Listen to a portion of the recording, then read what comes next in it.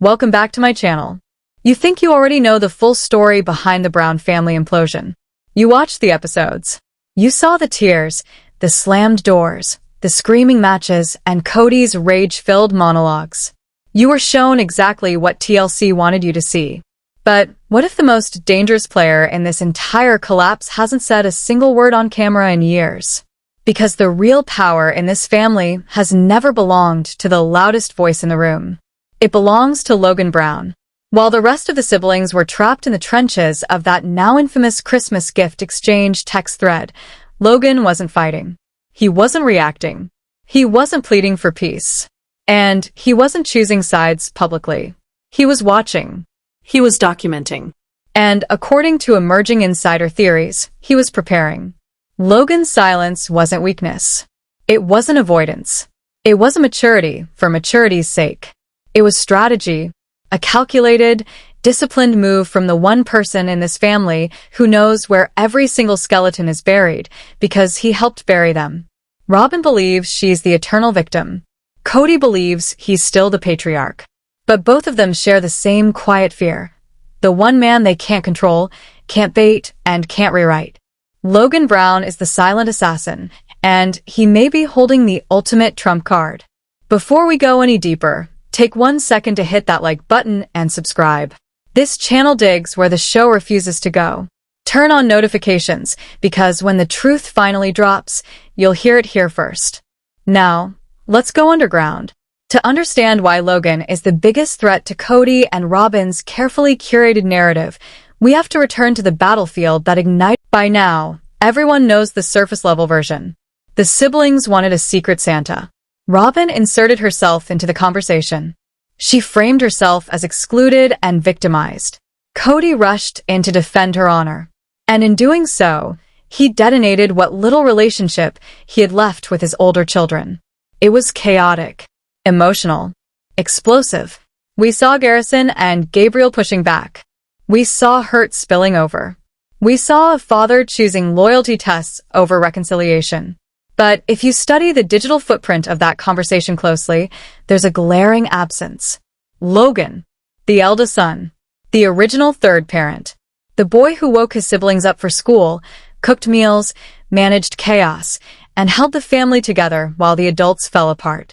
In any other timeline, Logan would have been the mediator, the peacemaker, the one trying to calm everyone down. This time, nothing. And according to insider theories circulating among people close to the family dynamic, that silence was not passive. It was active. We're hearing that Logan had already identified a disturbing pattern long before that text thread exploded. Private family conversations had a habit of ending up on public television, twisted in confessionals, weaponized through selective memory, and edited to support Kody and Robin's version of events.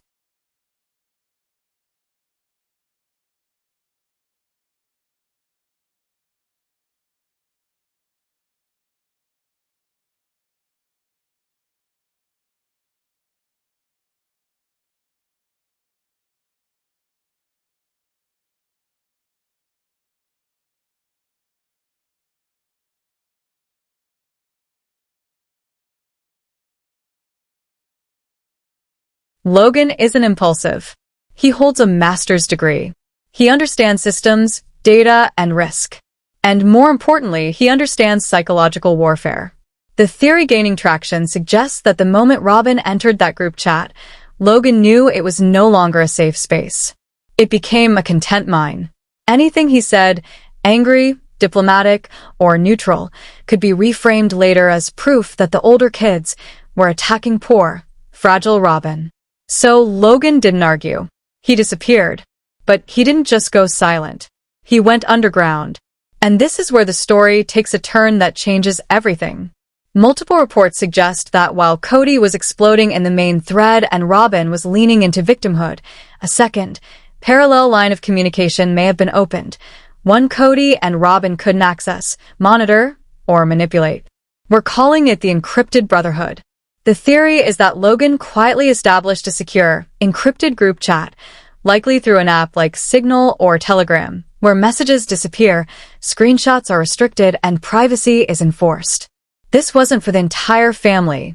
It was for the brothers. Logan, Garrison, Gabriel, Hunter.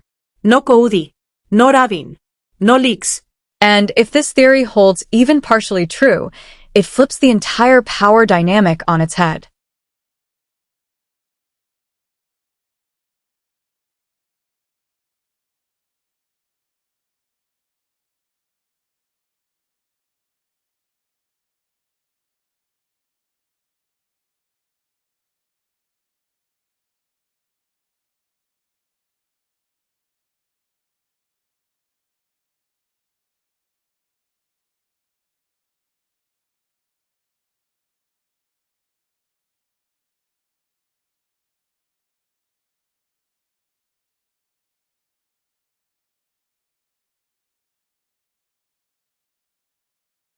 While Kody was demanding obedience and loyalty in the public thread, the boys may have been operating out of a private war room, coordinated by Logan, analyzing every move in real time. This reframes the entire Christmas conflict. What looked like raw emotion may have been disciplined restraint. What looked like chaos may have been exposure. Logan wasn't absent. He was commanding from behind the lines. The alleged message wasn't fight back.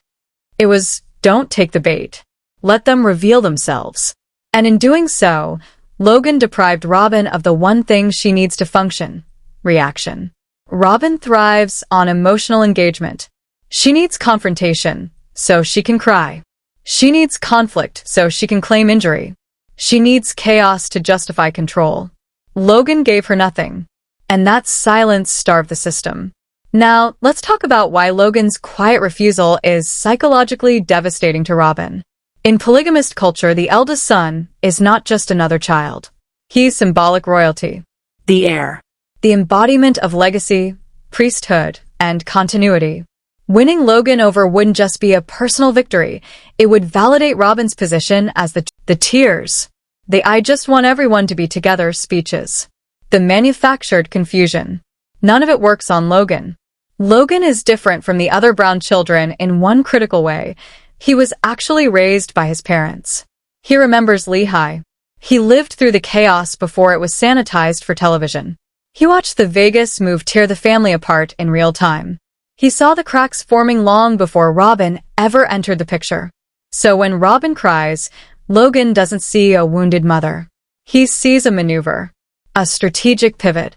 And because Logan is stoic, because he gives nothing away, Robin can't read him. She can't mirror him. She can't manipulate him. And that leads us to a realization that should terrify both Kody and Robin. If Logan is running a shadow campaign, if he is quietly advising his siblings to gray rock their father, then Kody isn't fighting rebellion. He's fighting a ghost. Kody loves to claim that the mothers poisoned the children. He blames Christine. He blames Janelle. He rants about loyalty and betrayal. But he's looking in the wrong direction. The influence isn't coming from the mothers. It's coming from the brother who stepped up when Kody stepped out. The boys don't respect Kody. They respect Logan. That's the truth no one wants to say out loud. If Logan says, "Dad isn't safe to talk to right now," they listen. If Logan says, "Don't text Robin back," they don't. Kody feels control slipping through his fingers, and he can't figure out. There's a growing belief among fans, and increasingly credible whispers from insiders, that Logan is sitting on a digital nuclear bomb. Picture this. Kody goes on a media tour, a podcast, a tell-all. He tries to rewrite history. He claims Garrison and Gabriel were cruel, that they bullied Robin, that he was the victim. And then quietly, Logan drops the files. No press conference. No drama. Just facts. Unedited messages. Side conversations. Dates and times that shatter Kody's timeline. Logan isn't attacking. He's waiting. He is the failsafe. The insurance policy for the Brown kids. As long as Kody keeps the boys' names out of his mouth, Logan stays silent. But if that line is crossed, the silent assassin strikes.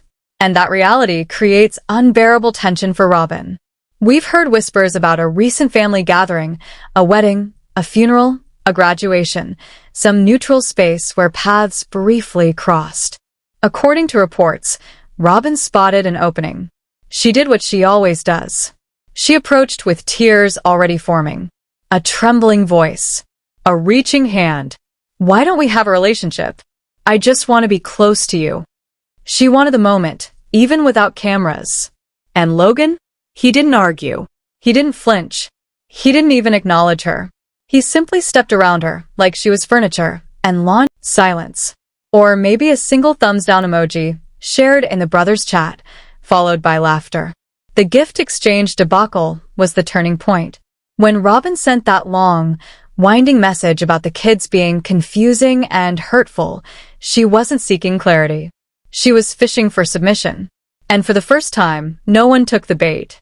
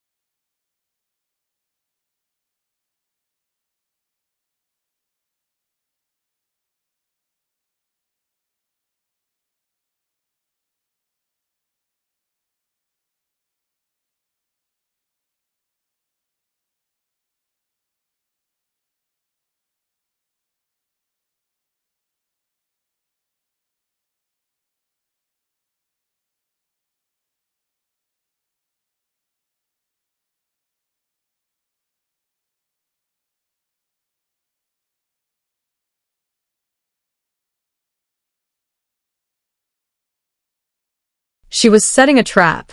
She expected the boys to stumble into it, to get emotional, to say something sharp, something rude, so she could run straight to Kody and cry victim.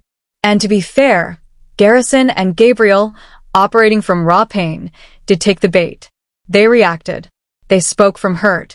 But Logan didn't. Logan saw the wires. He recognized the setup. And he stepped clean over it. By refusing to engage, Logan preserved something far more powerful than momentary vindication: credibility. If Logan ever decides to speak, the world will listen because he never does. He hasn't diluted his voice with petty arguments or emotional outbursts. He is conserving it, saving it, for the kill shot. And we cannot analyze this power shift without addressing Michelle, Logan's wife. Michelle is smart. She is sharp. And she stands with Logan completely. They operate as a unit, which is a direct contrast to Kody's fractured, competitive household. Logan and Michelle present a united front that Kody and Robin cannot penetrate. Insider chatter suggests Michelle is part of the protective circle, helping ground the younger siblings, reinforcing boundaries, and so where does this leave us? The Christmas text chain war didn't end when the messages stopped. It simply moved to a new battlefield, one that Kody and Robin cannot access. The encrypted group chat is the new headquarters of the Brown family legacy. The legacy isn't Coyote Pass. It isn't the McMansion. It's a server somewhere in the cloud, where the brothers support each other, validate each other's trauma, exchange life advice, and laugh at the absurdity of their father's demands. Logan didn't just disengage. He built a sanctuary. And in doing so, he won the war without firing a single shot. But here's where this theory becomes explosive. The dead man's switch. What if Logan has already arranged for the receipts to surface, no matter what happens next? What if those screenshots have already been shared with a trusted third party, just in case? It sounds like a spy thriller. But look at this family. Secrets. Lies. Financial manipulation. Emotional warfare. It is not a stretch to believe the smartest person in the room took precautions. The silent assassin isn't a nickname. It's a survival strategy. Logan realized something very early. In a house full of noise, the quietest person holds the most power. He watches. He waits. And most importantly, he protects. Kody loves to call himself the general of the family. But a real general doesn't scream at his troops. A real general shields them. Logan is the true patriarch of the Brown family, not by title. And we need to examine the mechanics of this bunker theory carefully, because if our sources are correct, it rewrites the last. That is how Gabriel survived that heartbreak. He had a safety net Kody couldn't see and couldn't cut. Logan has built a parallel family structure that renders the original patriarch obsolete. Now, let's dissect the Christmas text chain itself. We all saw the screenshots. The long, winding messages from Robin. The circular language. The talk of unsafe conversations and protocols. It's word salad designed to exhaust, to confuse, to dominate. Most people faced with that manipulation either explode, like Garrison, or surrender just to make it stop. Those are the only two responses Robin knows how to manage. She has a playbook for the fighter. She has a playbook for the submitter. She does not have a playbook for the ghost. Logan's silence was a masterclass in gray rock, but taken to a nuclear level. Gray rocking is about becoming boring. Logan didn't become boring. He became a void. And when you starve a manipulator of reaction, what you're really doing is exposing the truth. They were never interested in connection. They were only interested in control.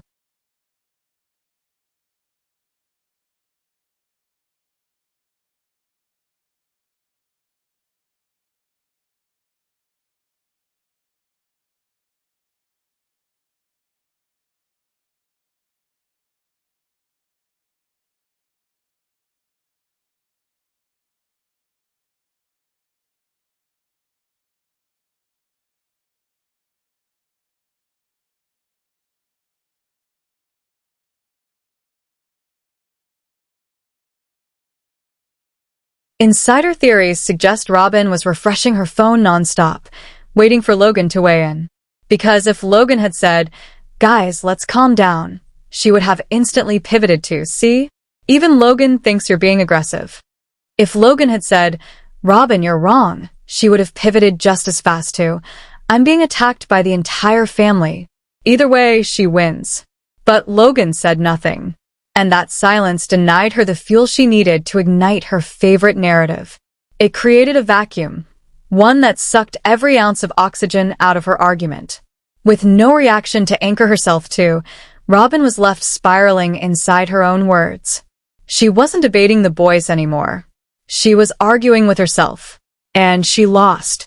Now, let's talk about the forgotten son narrative Kody has been quietly trying to seed in the media. Have you noticed how rarely Kody mentions Logan anymore? He talks about the disloyal kids. He talks about the loyal ones, Robin's children. But Logan exists in this strange no-man's land where Kody seems almost afraid to say his name. Why?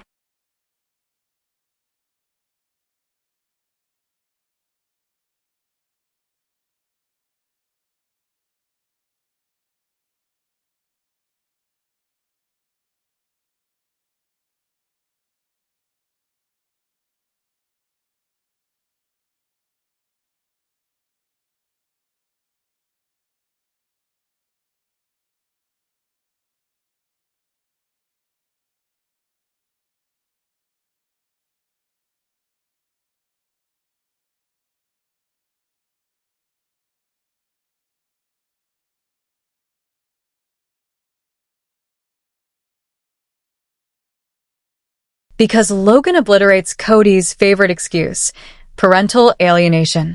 Kody loves to claim Christine and Janelle poisoned the kids against him. But Logan moved out long before the worst of the drama ever happened. Logan isn't a confused child overhearing conversations at Janelle's kitchen table. He's an adult man. A career. A home. A wife. He formed his opinion of Kody based on direct, adult observation. And Kody cannot handle that. Because if Kody admits that Logan, the successful, stable, responsible eldest son, wants nothing to do with him, then he has to admit the truth. The problem isn't gossip. The problem is Kody. So instead, Kody erases him. He pretends Logan is just busy, just off living his life. But the silent assassin theory suggests something much uglier is at play. Jealousy. Think about it. Logan is everything Kody pretends to be. Logan is a protector. Logan is financially secure. Logan has a wife who loves and respects him, not out of fear, but partnership. Logan commands loyalty without demanding it. Kody has to shout, "I am the head of this household," just to be heard. Logan walks into a room, and people naturally quiet down. That difference eats Kody alive. We're hearing whispers that Kody has tried to compete with Logan in strange, almost manic ways. When Logan built his home, Kody suddenly became obsessed with building on Coyote Pass again. When Logan got married, Kody spiraled about his own relationships. But it's a one-sided competition. Logan isn't competing. He's just living.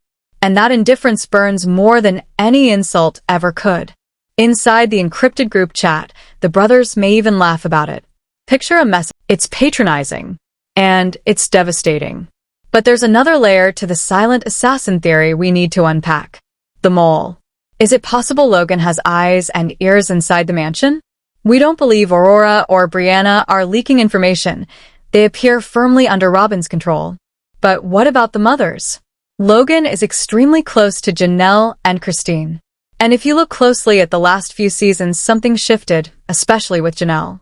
For years, Janelle was the peacemaker, the logical one, the woman who absorbed chaos to keep the peace. But suddenly she changed. She stopped engaging. She walked away mid-argument. She became calm, cold, and immovable.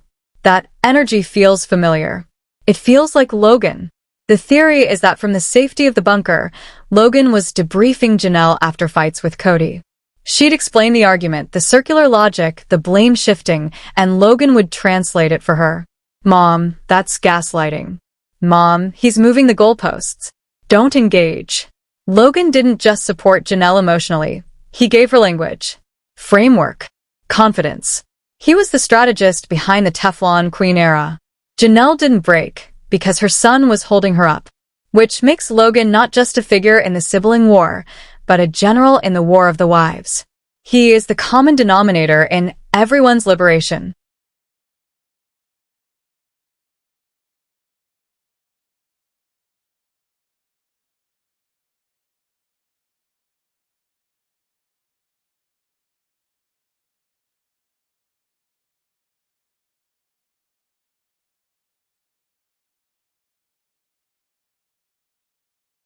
Now, let's speculate on a specific moment that may still haunt Robin. Logan's wedding. We all remember the beer burrow. Kody and Robin were there, but look closely at the photos. They weren't centered. They weren't honored. They were isolated. The siblings were laughing, dancing, celebrating, while Kody looked like a disgruntled employee at a corporate dinner. The theory? Logan orchestrated that seating chart with surgical precision. It was a physical manifestation of the secret chat. The people in the chat were on the dance floor. The people outside it were in the back row. No announcement. No confrontation. Just a message. You are not the center of this family anymore. Robin reportedly fumed about the seating, feeling disrespected and excluded. But what could she say? Complain that the groom didn't put her at the head table? She isn't his mother. She has no claim. Logan played etiquette perfectly. He invited them, so he wasn't cruel, but he neutralized them. A master stroke. Now, let's talk about the future. The nuclear option.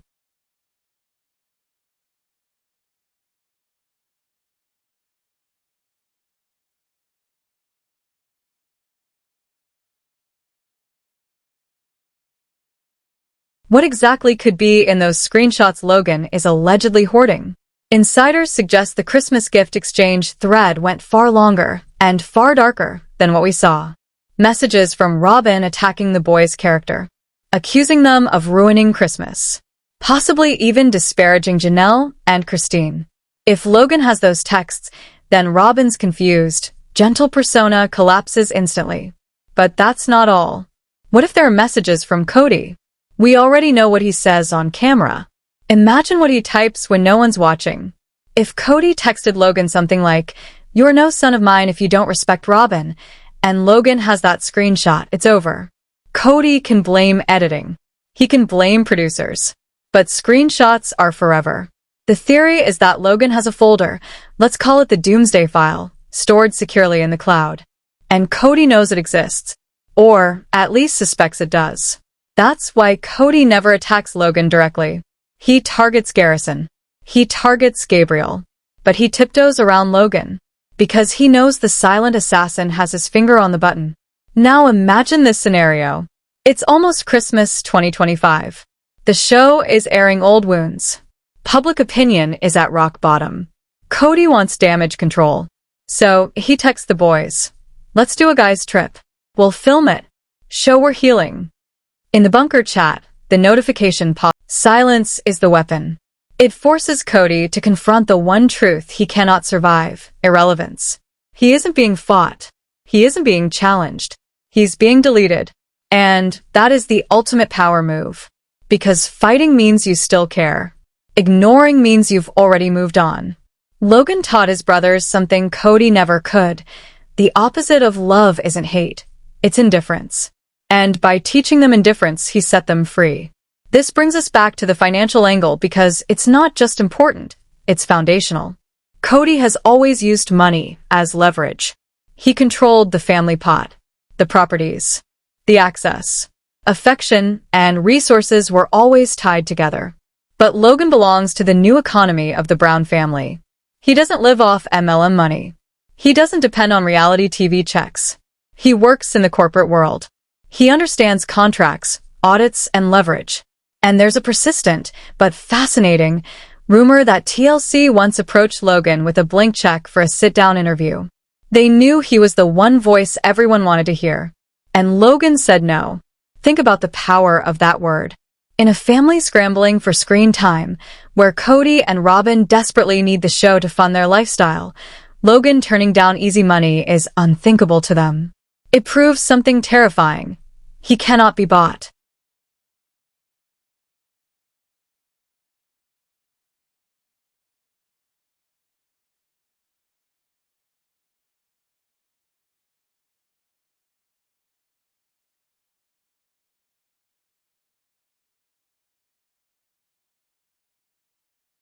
And if he cannot be bought, he cannot be controlled. That drives Robin absolutely insane. She likely believes everyone has a price. She cannot understand a man who values privacy more than a paycheck. That makes Logan unpredictable. And unpredictability is Robin's kryptonite. Now, let's talk about the production crew. They've been with this family for over a decade. They know what happens when the cameras shut off. And ask yourself, who do you think the crew respects more? The man who screams about lighting and storms off set? Or the polite eldest son who asks about their kids and thanks them for their time? There's a growing theory that Logan has a quiet alliance with production. Not formally, but socially. Friendly conversations. Mutual respect. The occasional heads up. Hey Logan, just so you know, your dad's planning a confrontation scene next week. That intel changes everything. It gives Logan time to alert the bunker. Heads up. Dad's coming in hot. Be busy. Don't answer the door. Suddenly the pattern makes sense.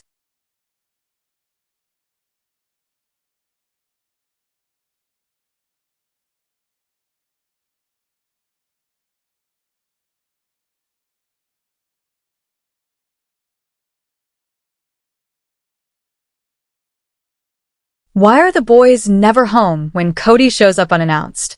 Why are they always unavailable when Robin wants a Zoom call? Because they have radar. And Kody is blindfolded. Now we have to talk about David, Christine's new husband. Reports say Logan and David get along famously. And that alone is another dagger to Kody's ego. David is everything Kody isn't. Calm, stable, and openly devoted to Christine. By accepting David, without speeches, without drama, Logan validated him in the eyes of the entire family. Kody wanted the boys to reject David. Instead, Logan showed up, shook his hand, and that was it. Alliance sealed. No announcement needed. Robin likely saw that moment for what it was. The walls closing in. The family she imagined, with her and Kody at the top of the pyramid, is gone. In its place is something far more dangerous to her, a decentralized network of siblings, moms, and new partners, connected not by control, but by shared trauma and shared healing. And at the center of that web sits Logan. Quiet. Watching. Encrypted phone in hand. He isn't asking to lead. He isn't demanding loyalty. He's just keeping the lines open and the data secure. Which raises the question, Does Logan have an exit strategy? Is there a trigger event that would cause him to release what insiders call the Doomsday File? Many believe the line is Janelle. If Kody ever tries to legally destroy her, over Coyote Pass, money, or assets, that's when the silent assassin steps out of the shadows. The message that explains why Kody, despite his rage, hasn't gone scorched earth in court. This isn't chaos. It's a Cold War. Two superpowers staring each other down. Kody and Robin have the show. Logan has the truth. And right now, the truth is winning. The audience feels it. They see the absence of the older kids. They hear the silence. Logan doesn't need to speak. His absence is the loudest testimony against Kody Brown that has ever existed. Picture the holidays. Kody and Robin sit in their house with younger kids. The mood is tense. Robin is crying about how unsafe the family feels. Meanwhile, in the encrypted chat, photos are flying. The Airbnb, the game night, the massive dinner the siblings cooked together. Joy. Connection. Laughter. Logan is in every photo, not as a star, but as proof. The family isn't a man. It's a bond. And by nurturing that bond quietly, Logan saved the soul of the Brown family from being crushed by its patriarch's ego. This theory changes how we watch the show. Every time Kody complains about his sons, ask yourself, what's being said in the text thread right now? Every time Robin cries about peace, ask yourself, why is she so afraid of Logan? Not because he's cruel, because he's real. And reality is the one thing Robin cannot survive. So now we arrive at the ultimate what if. What happens if Logan decides silence is no longer enough? High-level observers agree. Logan Brown is the only person capable of unilaterally ending sister wives. Not TLC.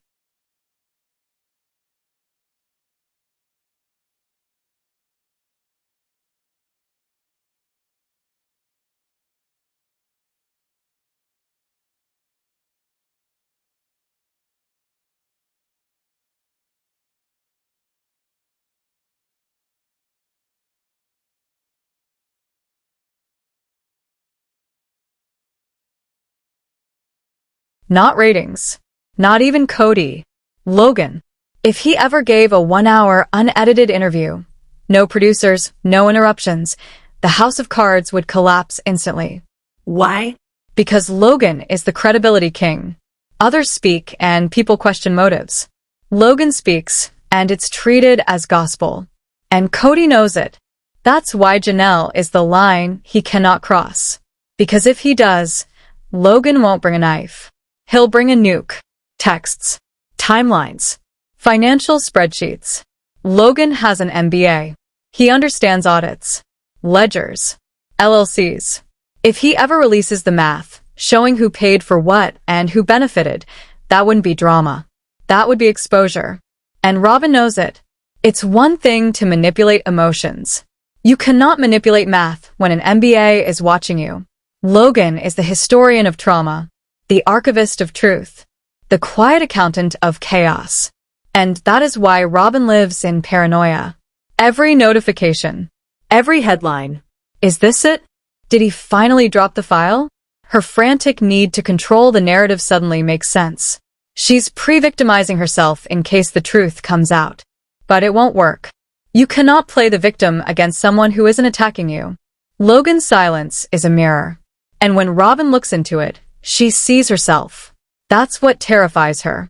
History will remember the Christmas text chain war as the death of Kody's patriarchy and the birth of Logan's. In a twisted way, Kody got what he wanted. A unified family. And Kody didn't realize it was gone until he reached for his phone, and no one was calling. So will Logan ever drop the bomb? Probably not. Because the power isn't in playing the card. It's in holding it. As long as Kody knows Logan could destroy him, he has to behave, at least a little. Logan doesn't need fame. He doesn't need money. He already won the only game that matters. He broke the cycle. And if the day ever comes when Kody crosses the final line, the strike will be swift. One post. One screenshot. And it will be over. Until then, Logan remains the ghost in the machine. The silence in the thread. The man who said nothing, and said everything. In a world full of noise, watch the silent ones. They're the ones who know the truth.